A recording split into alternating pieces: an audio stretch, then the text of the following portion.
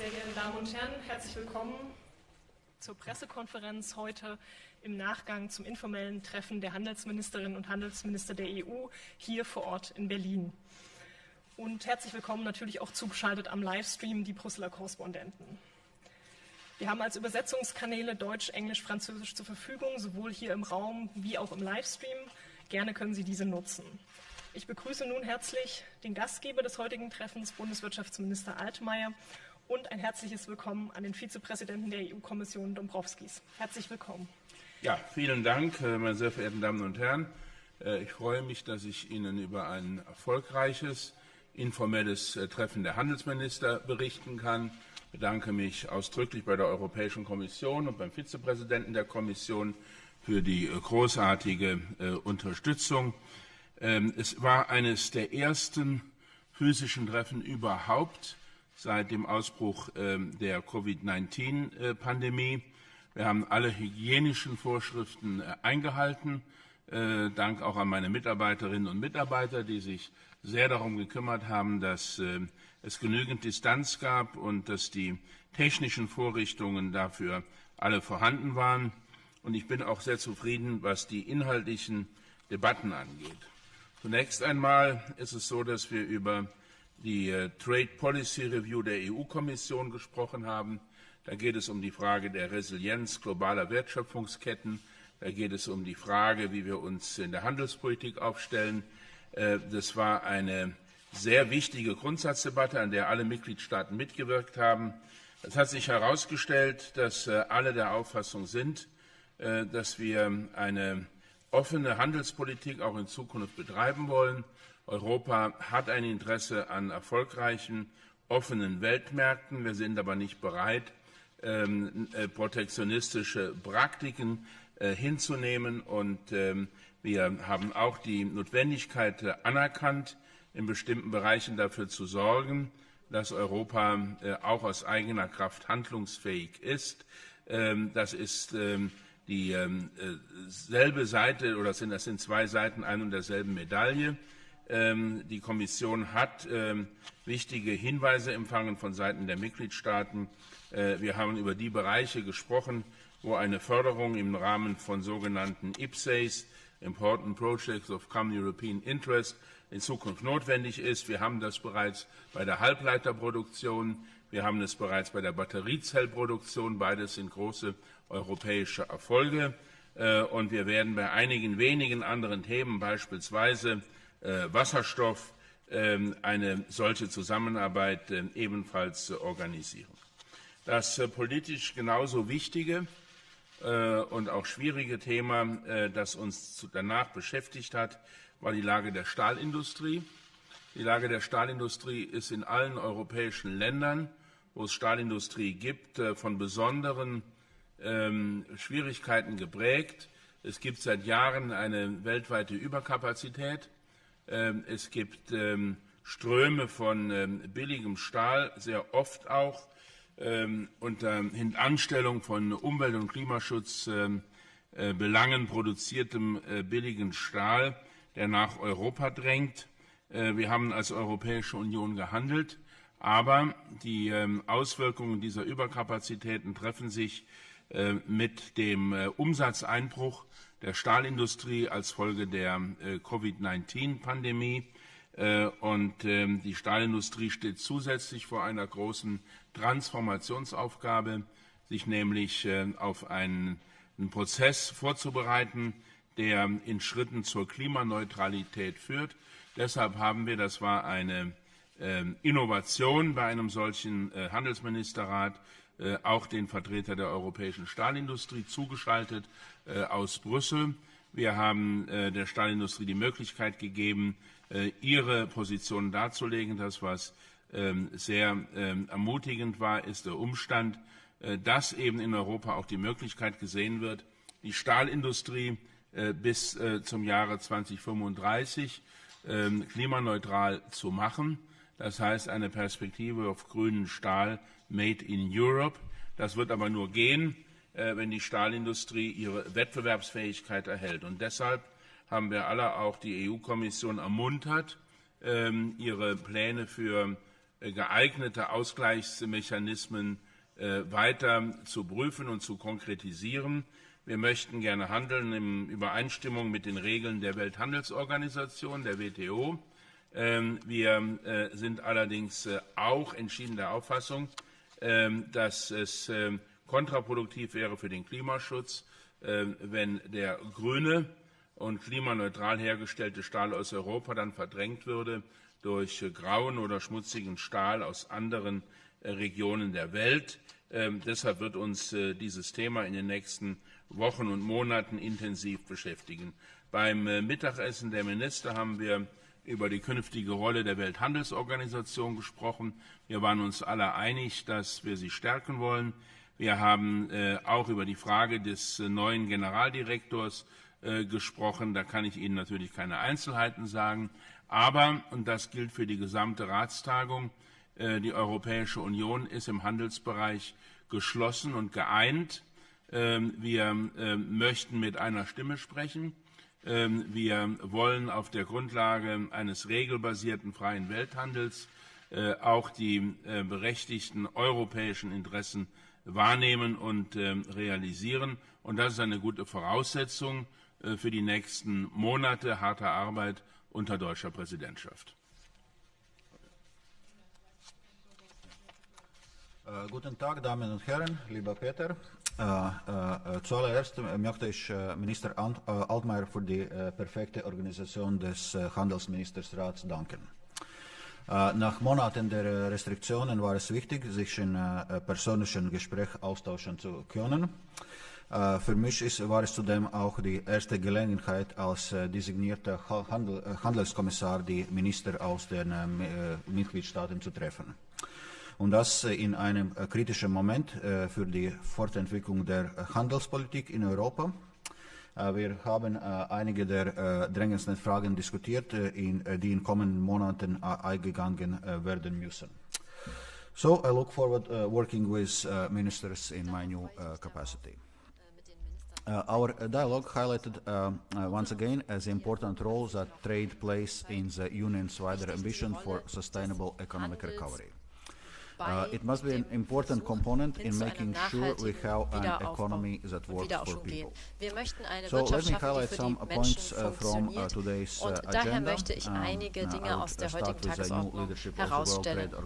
Ich fange mit dem Thema der WTO und spreche dann über die Rolle des Handels im Wiederaufschwung und spreche dann auch über die Überprüfung der aktuellen Handelspolitik der EU. Also zunächst das Thema WTO. Hier steht gerade die Wahl eines neuen Generaldirektors an. In den Diskussionen heute zeigte sich, dass es einen starken Konsens dahingehend gibt, dass die WTO einen oder eine Generaldirektorin braucht, der in der Lage ist, die Situation zu bewältigen. Es gibt drei Dinge, die insbesondere erforderlich sind.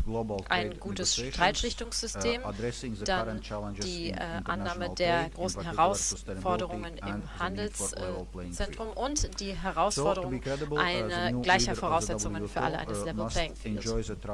Das heißt also, dass der neue Generaldirektor oder die Generaldirektorin das Vertrauen aller genießen muss und das trotz der sehr diversen Mitgliedschaft der WTO. Es gibt 5 Kandidaten, die die EU in diesem Licht betrachtet und wie der Minister schon gesagt hat, geht es wirklich darum, in der EU mit einer Stimme zu sprechen bei den nächsten Schritten hin zur Wahl.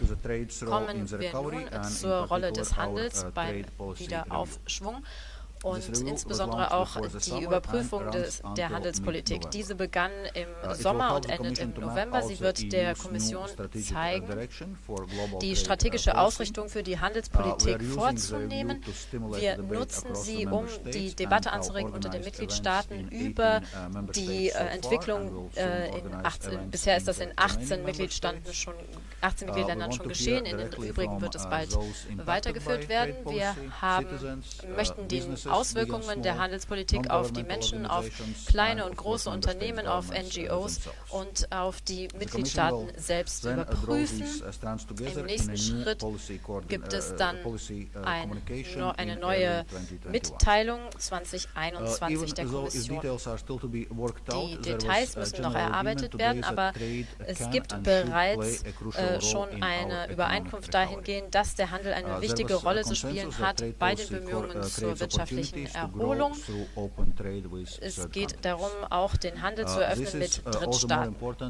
Das ist umso wichtiger, als die Unternehmen, natürlich wie unsere Gesellschaften insgesamt, davon profitieren, wenn wir diversifizierte Zuliefererketten haben und sichere Arbeitsplätze. Die Handelspolitik kann auch einen Beitrag leisten zum Schutz gegen unfaire Handelspraktiken und Verletzungen des Handelsrechts. Es geht auch um ein Level Playing Field und um gleiche Voraussetzungen im Wettbewerb. Das ist ein wichtiges Thema. Wir müssen sicherstellen, dass wir handlungsfähig sind in Situationen, in denen andere die Regeln stellen, was oft die europäische Industrie schädigt. Gleiche Regeln für alle sollte nicht heißen niedrigere Standards, sondern sollte bedeuten, dass sich alle an ein hohes Niveau von Regeln halten. Und nur so können wir das Vertrauen schaffen, das Wirtschaften und Gesellschaften benötigen, um nachhaltig zu wachsen. Unsere Diskussion hat sich insbesondere mit dem Stahlsektor auch beteiligt. Wir haben gehört von Kommissar Breton und auch von einem Vertreter von Eurofair. Und hier gibt es einen Dialog zwischen der Kommission und den Mitgliedstaaten und den entsprechenden Betroffenen. Wir werden alle zur Verfügung stehenden handelspolitischen Instrumente nutzen, um den Stahlsektor zu unterstützen. Wir arbeiten Hand in Hand zwischen der Industrie und der Handelspolitik, um den Wiederaufschwung in Europa, die Klimaneutralität und die Digitalisierung zu unterstützen. Wir freuen uns auf eine wettbewerbsfähige Zukunft in allen Bereichen unserer Wirtschaft. Es gibt einiges, was ich heute gelernt habe. Erstens, wir brauchen stärkere Kohärenz zwischen den verschiedenen Politikfeldern, Industrie, Handel, Klima.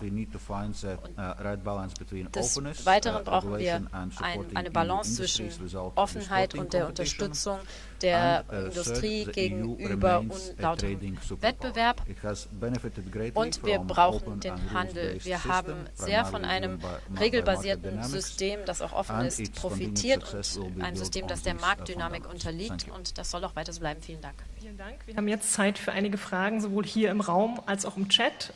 Headsets, Kopfhörer sind verfügbar, falls jemand sie nutzen möchte. Die erste Frage hatte Herr Schwenk von der ARD. Nennen Sie bitte nochmal Name und Medium und an wen sich die Frage richtet. Volker Schwenk vom ARD Hauptstadtstudio. Ich hätte gerne beide Herren gefragt. Herr Dombrovskis, Sie haben von kritischen Momenten gesprochen. Einer dieser kritischen Momente heißt Internal Market Bill. Muss denn die europäische Handelspolitik sich mit einer immer größer werdenden Wahrscheinlichkeit auseinandersetzen, dass es ein No-Deal-Szenario zum Ende des Jahres gibt? Und wie geschlossen sind denn die europäischen Wirtschaftsminister noch in der Art und Weise, wie man sich mit dem Vereinigten Königreich auseinandersetzt? As concerns the question of was die Frage der Brexit-Verhandlungen angeht, internal market bill, indeed, this is a cause of concern. Des Binnenmarktgesetzes in Großbritannien ist das natürlich etwas, was uns Sorge bereitet. Und wir waren sehr klar, dass das bestehende Abkommen mit Großbritannien die Grundlage sein muss für alle zukünftigen Einigungen zwischen dem Vereinigten Königreich und der EU. Dieses Gesetz soll bis Ende September verabschiedet werden und ist sehr wichtig.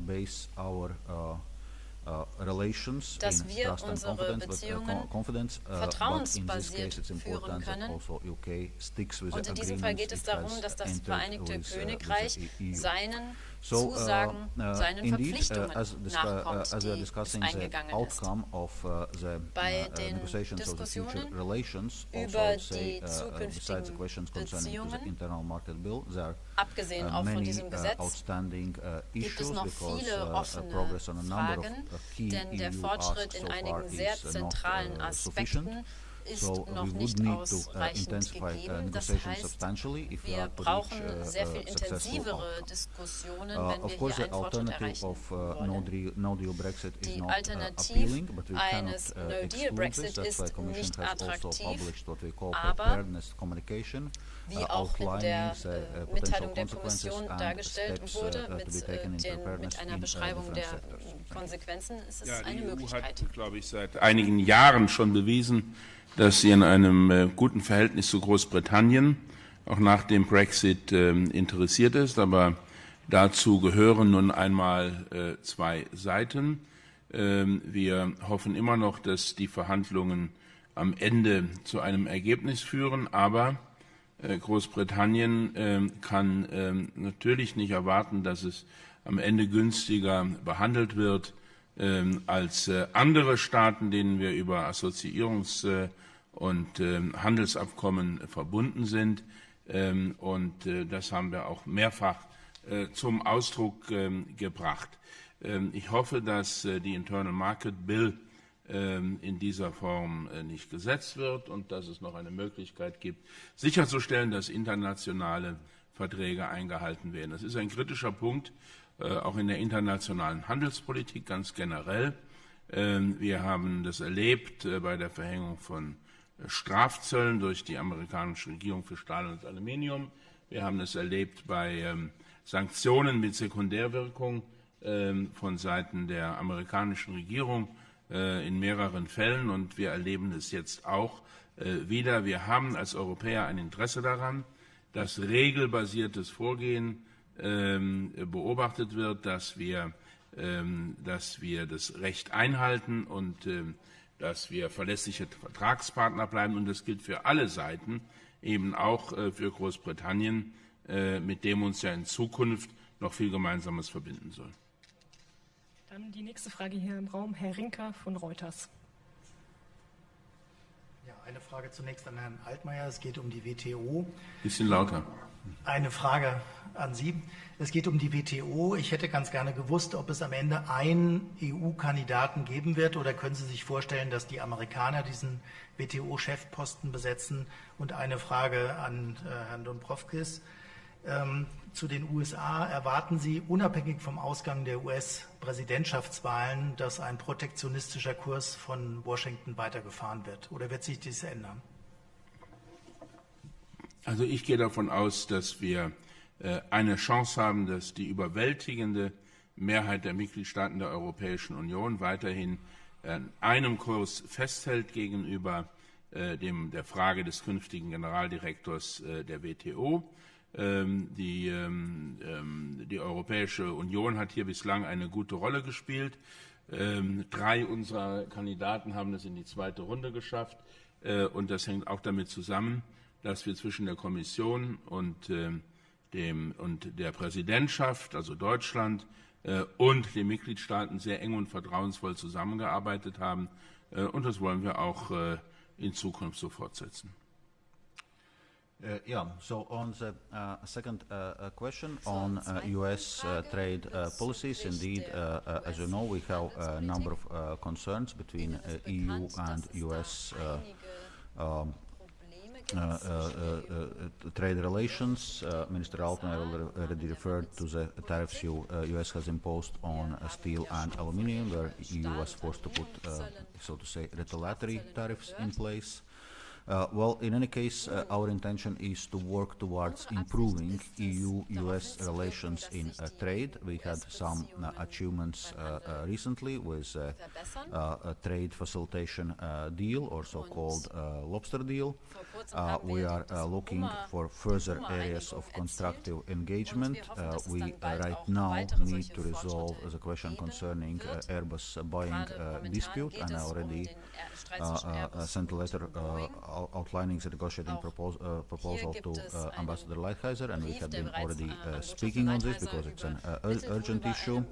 And more broadly, indeed, we need US re-engagement in world trade, maybe also the process of selection of Director General of WTO provides some chance for a fresh look, for a more US engagement in this multilateral area. So, in any case, that will be approach will be following with our relations with US, and hope that the engagement of US in multilateral trade agenda will improve. Dann haben wir noch 2 kurze Fragen im Raum und 2 Fragen im Chat aus Brüssel. Frau Jen von Bloomberg und Herr Hoppe vom Handelsblatt. Yes, 2 questions on steel. 2 Fragen zum Stahl. How do you judge, the 2 questions for both of you, how do you judge the green steel strategy, and do you think that is a viable path towards making the German steel industry profitable and sustainable in the long run? And one question to the Minister, do you look at measures also to help the steel industry in compensating the COVID-19? Betrachten Sie auch die Möglichkeit von Maßnahmen zur Unterstützung der Stahlindustrie in Covid-19-Zeiten als separates Instrument? Okay, on the first question. Zur ersten Frage. Concerning green steel strategy. Well, this is of course to be seen in a broader context of European Green Deal, our movement towards carbon neutrality.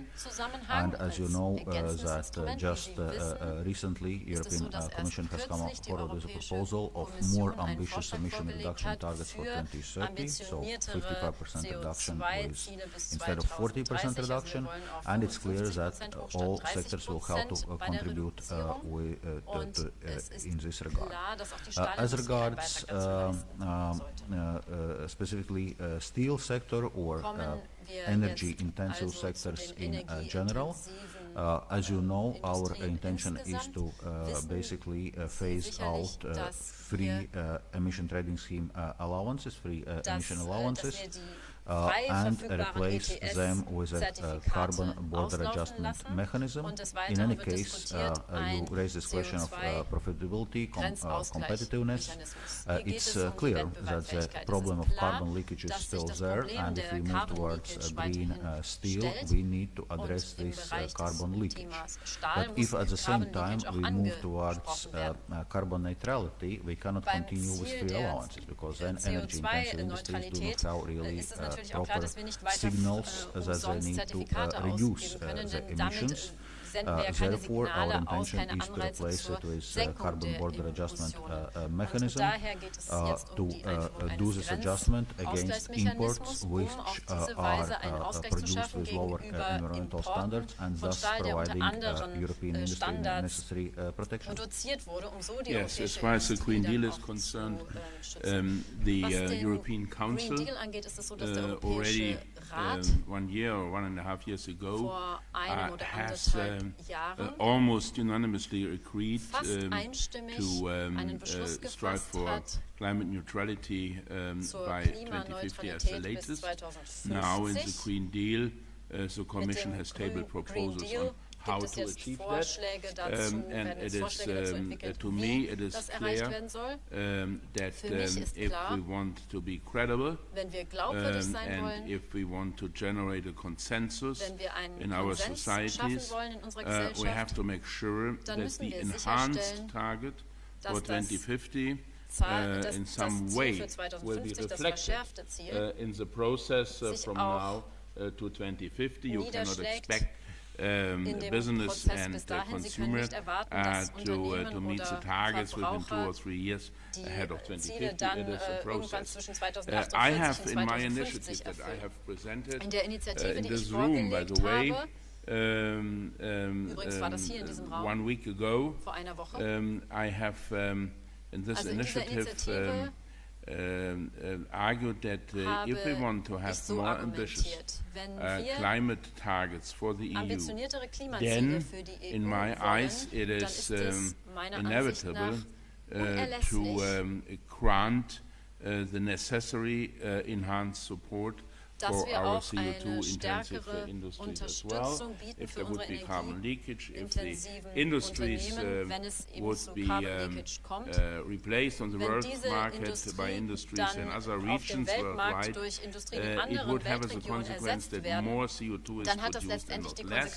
The global climate would be severely damaged, and therefore we have to discuss how to make it possible that under the conditions of a green transformation, steel still will be produced in European Union countries in a sustainable way. The question with regard to the steel industry and the COVID-19 matters, we have provided, with the authorization from the Commission, by the way, several support schemes for private companies severely and badly affected by COVID-19. This is something that under the existing conditions is of course open for the steel industry as well. I have, however, understood that the most important interest of most of the companies concerned is one, to have clarity about the process of transformation, because they want to stay in Europe and to continue producing steel in Europe, but therefore they need the framework conditions that will allow it. And second, they are looking for border adjustment mechanisms, for support for investment. All these issues are currently being discussed, and the future of the steel industry, of course, will depend also on whether it is possible to protect them according to the rules of WTO in a situation where they are badly affected by both the climate change issue, the recession as a consequence of COVID-19 and the overcapacities worldwide. Dann zwei letzte Fragen aus dem Chat der Brüsseler Korrespondenten, die ich Ihnen vorlesen muss. Einmal zu CETA und Mercosur und einmal zu Stahl. Jana Dreyer, correspondent at Brussels, asks questions for both Mr. Altmaier and Mr. Dombrovskis. Did you discuss the non-ratification of CETA by Cyprus in the light of the delicate ratification situation of CETA? What steps will the EU and member states take regarding the coming ratification process of Mercosur? Zur Ratifizierung von Mercosur-Unternehmen. Das ist die erste Frage. Die zweite Frage beschäftigt sich mit dem Stahl. Jakob Hanke, Politico. Wird das Carbon Border Adjustment rechtzeitig bereitstehen, um das Ende der Steel Safeguards zu kompensieren? Falls nicht, wie wollen Sie diese Phase überbrücken, in der die EU-Stahlindustrie ungeschützt sein wird? Valdis, you start. Okay, on the first question, CETA and Mercosur were not our discussions of today's Council. So, as regards CETA and Cyprus, first of all, it's worth noting that Cyprus has not notified European Commission of what is called definitive failure to ratify CETA. To the contrary, they stress that there is a domestic political process ongoing in which we cannot comment on details. So failures and notification of definitive non-ratification of CETA. Of course, provisional application of CETA continues. And by the way, today is CETA's third birthday. But then on Mercosur. Well, on Mercosur agreement is still undergoing now the legal scrutiny, and once it will be over, European Commission then, based on the final text, will be deciding on exact ratification procedure for Mercosur agreement. In any case, it's clear that a number of member states and stakeholders raise questions concerning the sustainability in Mercosur countries adherent to the Paris Agreement, deforestation, specifically in Brazil. And it's clear that we need to take those issues seriously, and the European Commission is seeking the clear engagement from Mercosur countries, also delivering on the sustainability part of the Mercosur agreement. Yes, exactly. Mercosur was not a point on the agenda.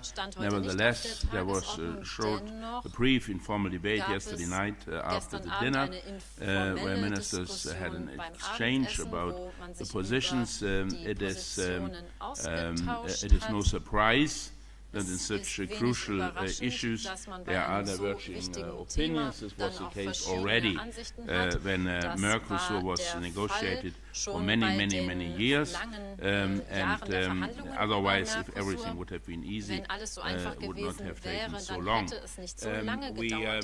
There was a clear willingness of the member states to avoid a division on Mercosur, and to discuss what we can do, bridging the gaps without anticipating or precipitating things. And one of the things that Commissioner Dombrovskis has rightfully mentioned is the fact that even without reopening the package, there are some issues that we have to clarify, that we can clarify, and perhaps it will then help us to find a sustainable solution. And there was a second question on steel. I'm not sure I exactly understood the question, but let me reiterate some points on this.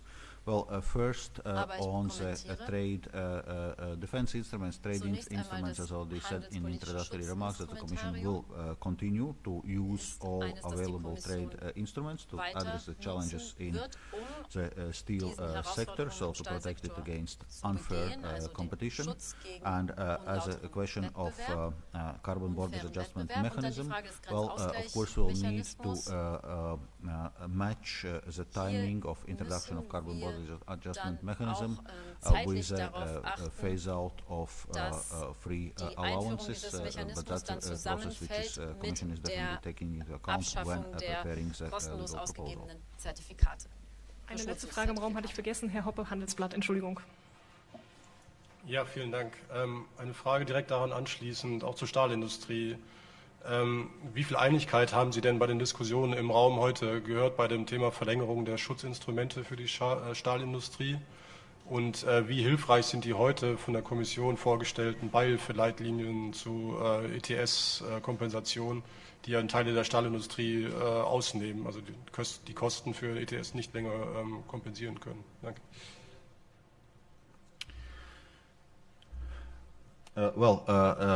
Maybe it's for the presidency to provide the interpretation on how broad agreement was on prolonging the trade defense measures. But as I said, from the Commission side, we are ready to engage in this discussion and to continue to use, as I said, available trade measures to protect the industry.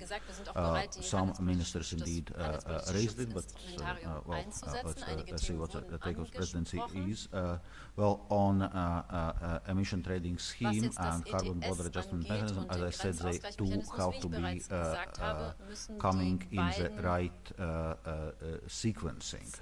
In a sense, it's clear that we cannot leave European industry unprotected against carbon leakage. So either it has to be done through the free allowances, and in this case we address the carbon leakage problem in this way. or through carbon border adjustment mechanism, where we apply additional duties, tariffs, taxes. Well, exact form is still to be determined. On imports, if they are produced based on lower environmental standards. In any case, in both cases, we can sustain the competitiveness of EU steel industry. Ja, es war ja ein informeller Rat und als Vorsitzland haben wir natürlich mit eigenen Forderungen uns zurückgehalten, aber es war ganz klar, wir haben diesen Punkt auf die Tagesordnung gesetzt im Einverständnis mit der Kommission, weil wir unsere Stahlindustrie unterstützen wollen, weil wir sie nicht im Stich lassen, weil wir diese wichtige Industrie in Europa erhalten wollen. Und ich habe vorhin gesagt, ich war sehr positiv überrascht, wie viel Unterstützung es für diese Position gegeben hat. Und es gab in der Tat auch einige Mitgliedstaaten, die gesagt haben, man muss gegebenenfalls diese Safeguard Measures verlängern. Ich habe das in meinen Konklusionen dann auch aufgegriffen und habe gesagt, wenn es nicht gelingt, mit den Ländern, die mit Protektionismus und Überkapazitäten versuchen, sich Vorteile auf dem Weltmarkt zu verschaffen, zu einem Deal zu kommen, dann wird diese Frage ganz unvermeidlich uns beschäftigen. Ich glaube, wir müssen hier auch eine klare Sprache sprechen. Wir haben gesehen, dass das Global Forum on Steel Excess Capacities in der letzten Zeit nicht mehr getagt hat, weil es einige Länder in G20 gab, die daran wenig Interesse hatten. Das ist nicht akzeptabel und zufriedenstellend aus Sicht der Europäischen Union, und deshalb werden wir an dieser Stelle sehr deutlich unsere Meinung sagen. Und das zweite Thema ist, haben wir denn, wie verhält sich das mit den kostenlosen Zuteilungen und den Entschädigungen für Kosten? Wir sind der Auffassung, dass das Entscheidende darin besteht, dass dem Stahl in Europa keine nachteiligen Folgen durch die Klimapolitik entstehen sollen. Wir werden unsere industrielle Basis nur erhalten und sichern können, wenn klar ist, dass es sich bei den Transformationskosten der Klimaneutralität um gesellschaftliche und gesamtstaatliche Aufgaben handelt. Und deshalb ist für mich nicht so sehr die Frage entscheidend, ist es das eine oder ist es das andere, also der Ausgleichsmechanismus oder die kostenlosen Zuteilungen oder die Strompreiskompensation, sondern für mich ist der entscheidende Punkt, ist es ausreichend, um die Gefahr von Carbon Leakage zu bannen und zu vermeiden, und das werden wir gemeinsam mit der Kommission in den nächsten Wochen prüfen. Vielen Dank. Dann haben wir auch alle Fragen geschafft. Vielen Dank, Vice President Dombrovskis. Vielen Dank, Herr Minister. Vielen Dank für Ihr Interesse. Einen schönen Tag. Okay, danke.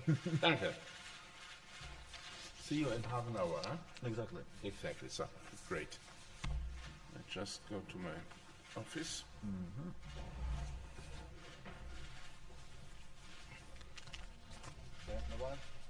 Thank you.